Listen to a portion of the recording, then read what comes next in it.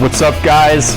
Today we're going to do a string alignment on a purple crashed land yacht. So I guess this is also kind of a review of these. We've been using them for what, like a year now? So we have some pretty good insight on them. I think this kit is the 13-inch to 21 inch? I think it's 20, but 20-inch wheel, right? Whatever their kit's actually for us, that was kind of the most universal, right? Because we do a lot of just regular cars, nothing crazy, no donks. All right, we don't be doing a lot of donks here with like 22-inch wheels and stuff. We do have these red stands. If you guys are do-it-yourselfer at home, you probably don't have these because they're like $3,000. And so you're going to probably be doing this on the floor, which is kind of how the kit was designed to work anyway, if you have these, right? Because these are going to show you your caster.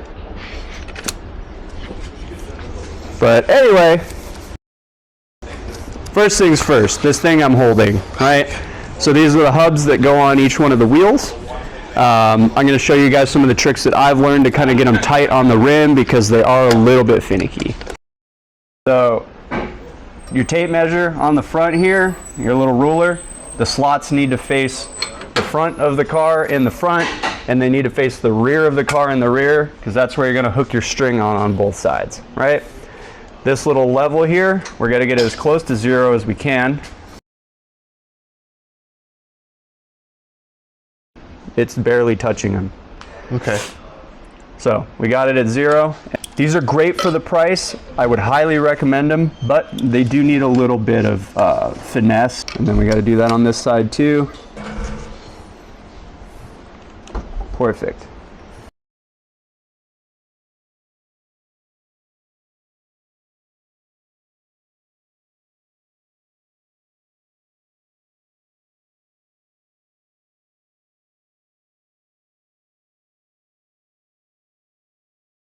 Nice and tight on there. So we're going to go ahead and replicate that on the other 3 sides, and then we'll show you guys the next step.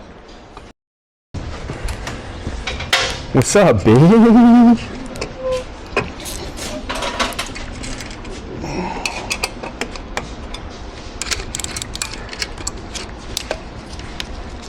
Silly Axel. Hey, Frank. Hi.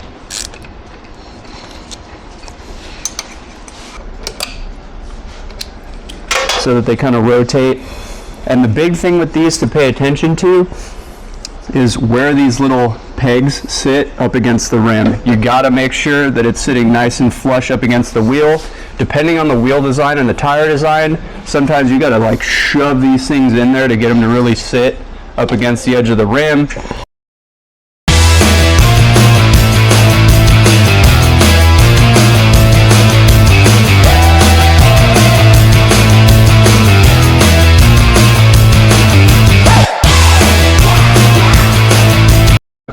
Was there anything else, or? All right, so for the first measurement that we're going to do is going to be caster. Okay. So that's what these caster plates are for. Make sure and we left the pins in because we don't really want the turntables to move. We want the caster plates to move. They have this little pad here. And so I'm going to get this set up. It did say that this little adjuster needs to be about 5/16 away from the turntable on the caster plate.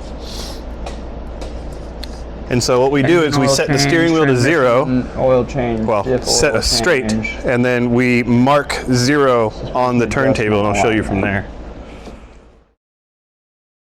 All right, so we got this thing all set up on the stands. We got our little hubs on each corner. The next step is to look up the specs.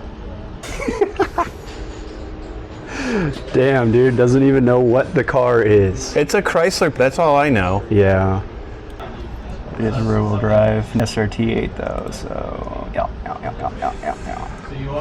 Front caster is supposed to be 4 on the left side, and we're at 7.6. Well, it's 4 plus or minus 1, so max 5. This is true, we're still way off. And then we have camber, which I think The right side actually needs to be slightly further forward. Yeah, so and that's usually to adjust for road crown because caster causes a pull, camber causes a pull, and if you think toe causes a pull, you shouldn't touch cars. And then we're gonna go to this dude, and we're gonna zero it out. There, oh, I bumped it. There we go. 0. All right, so now we go back to the other 20. What's our number? 5.3. 5.3. So 5.3 times 1.5 gives us our caster. This is supposed to be at 4, so I can already tell you that this is too much caster. So now We should do the other side. See how far off it is from side to side. we can do that. Because this is the corner that was crashed. That center, that looks straight. Okay. So this dot over here was from the last alignment that we did, so right there. Alright, let me turn this guy on. 0. Okay. Stop. Perfect. 5.5. Because this side, that side should be 4.7 caster, and this side should be 4. Now here's the other thing about that measurement. Not all cars, and in fact most cars, don't have an adjustment for caster. So, Hopefully this one does. alright, so I went ahead and scribbled down a little diagram here for you guys. Our caster, right, so this is in relation to the vehicle in the way that it faces, right? So like this is driver's side front over here. We don't do rear caster, right? So this is just front driver side, front passenger side, front driver side, front passenger side, rear driver side, rear passenger side. Now our camber adjustment, or not adjustment, but our camber measurement, you get by, these have these nifty little tabs right here on the side. Your level bolts onto them. Double check this side, out 1.4. Okay. The control arms completely destroyed. What? The camber on this side is actually 2.1.